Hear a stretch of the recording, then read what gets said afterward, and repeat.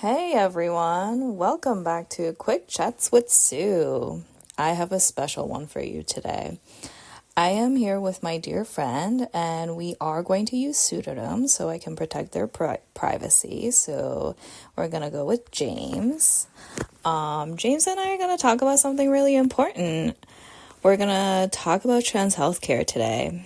I'm doing this because I feel like it is a lacking topic in healthcare in general, and I feel it necessary more than ever right now because, with recent election, anti-trans laws are just going to make it even harder for everyone who needs to access trans healthcare.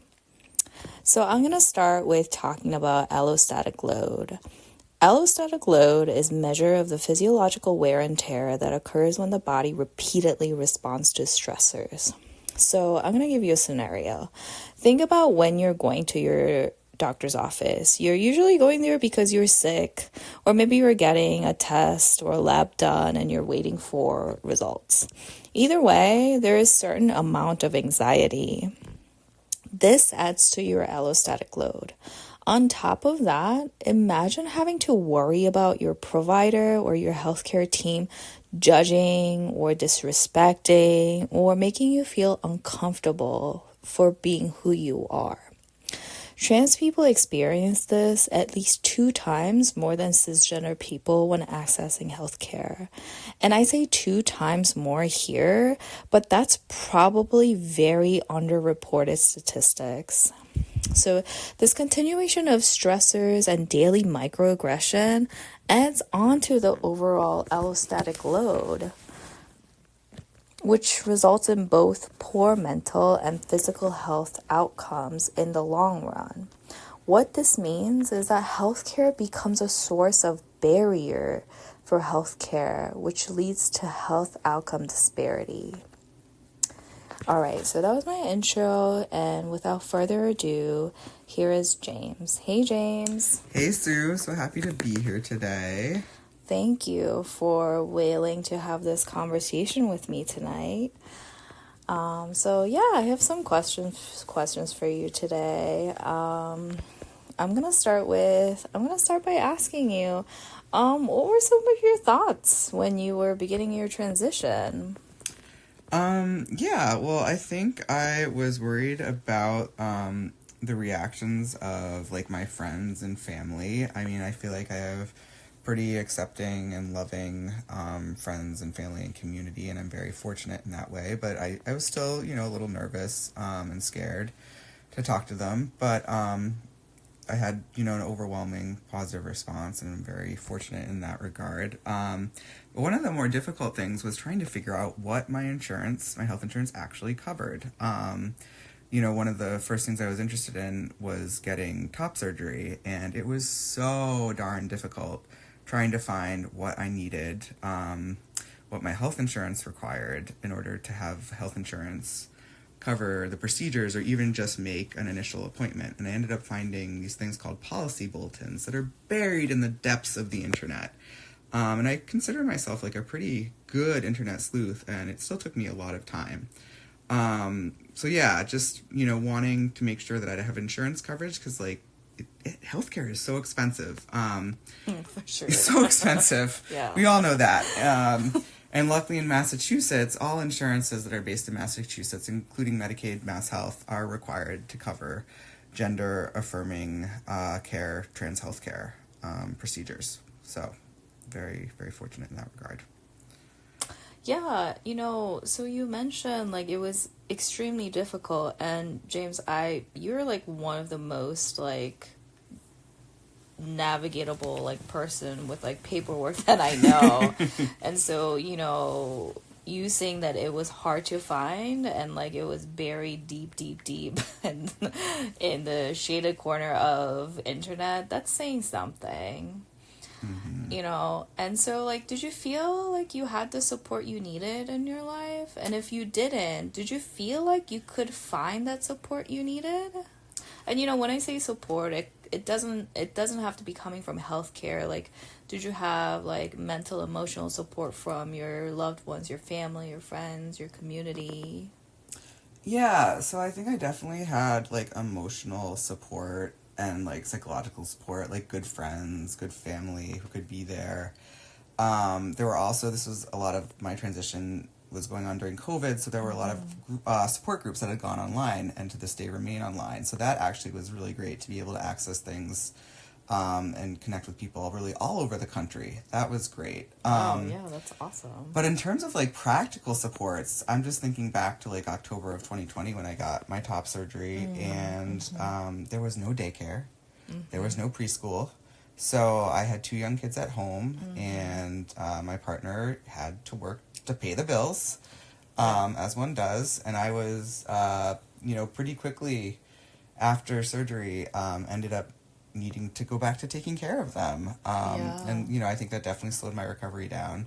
And, that was a choice we made, not to have a lot of people in the house to avoid, like, putting everyone at risk. But, sometimes, like, surgeries can be difficult to recover from, and you do need those extra supports. And if you don't have family and friends, like, you have to find paid caregivers, and insurance doesn't cover that. That's super challenging. Right. Yeah. No, that's a very good point you bring up. Yeah, and to go through that during COVID, that's incredible amount of stress. Yeah, and your little ones, whom I love. So you have children who are old enough, like, to notice these changes, right? Did you feel like you had the support or you had the guidance to kind of have that conversation with your children, your transition?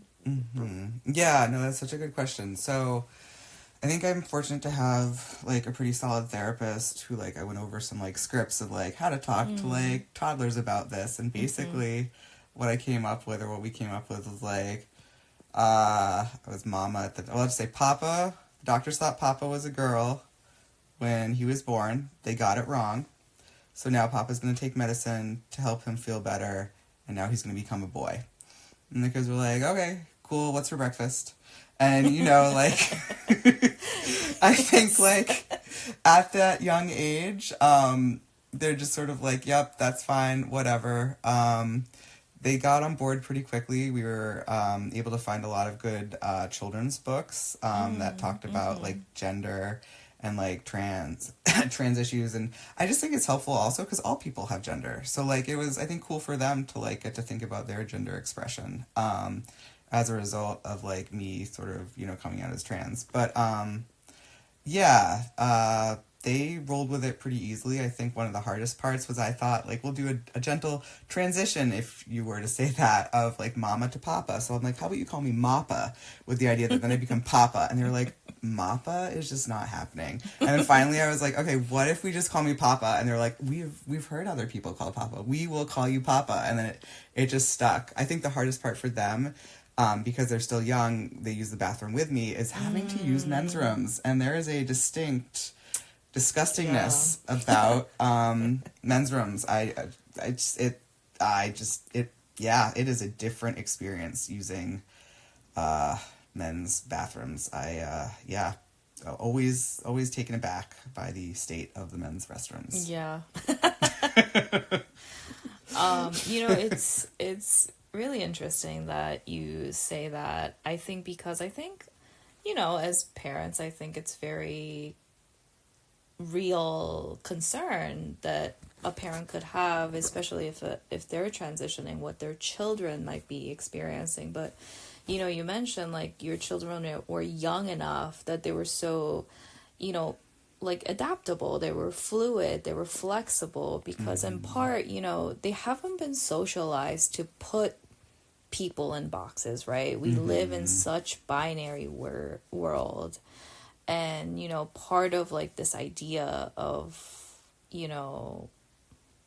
gender, comes from social construct. And, like, young kids, like, they don't have that, right? Like, they're still building, right? They're still building their structure of understanding the world around them. So that's really interesting. They were, like, very, very okay and accepting. And they're like, yeah, what's for breakfast now?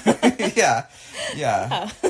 That's real, that they're worried about breakfast. They're like, waffles. Yes.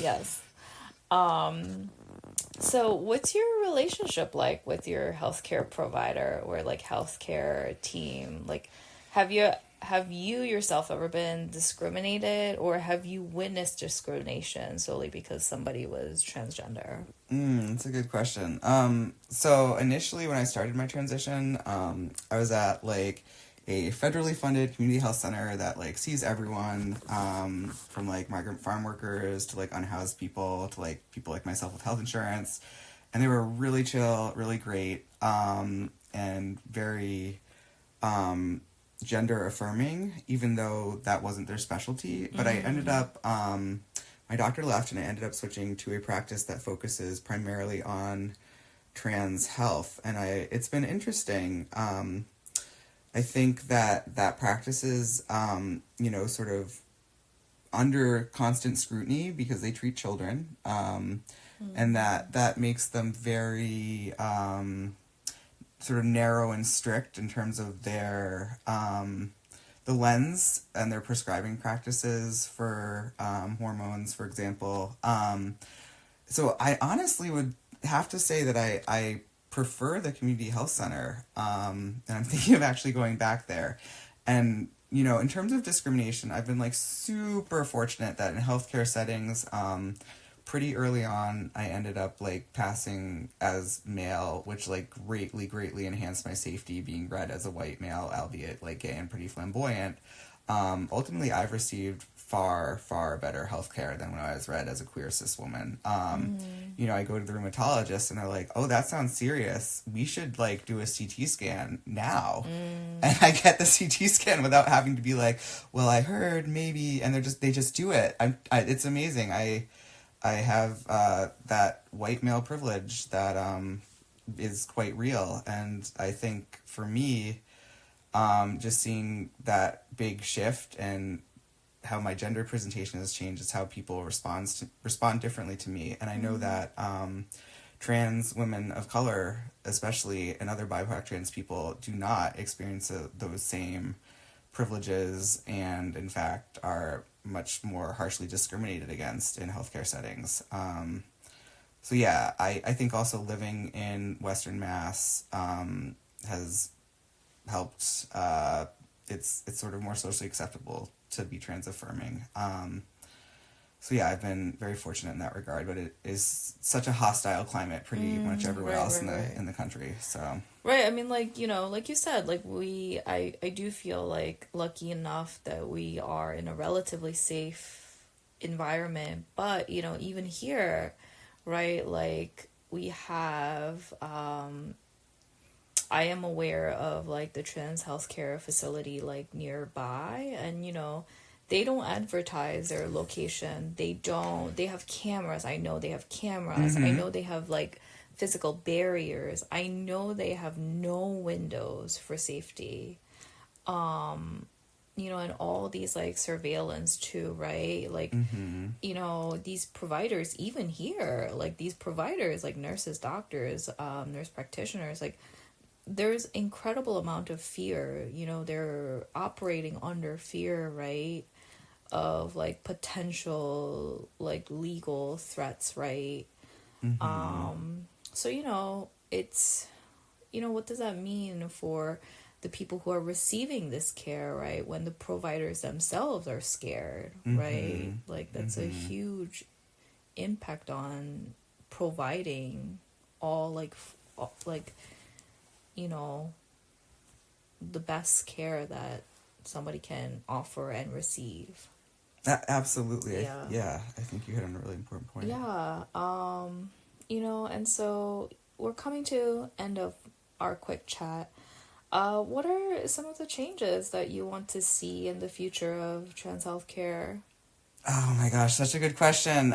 Just like healthcare in general. So like, no more insurance companies. So, like there's like the world, I want in the shell of the old, and then there's like what's practical. I wish that everyone had access to gender affirming trans healthcare. That there weren't parents living in fear of losing their children to the state or to suicide.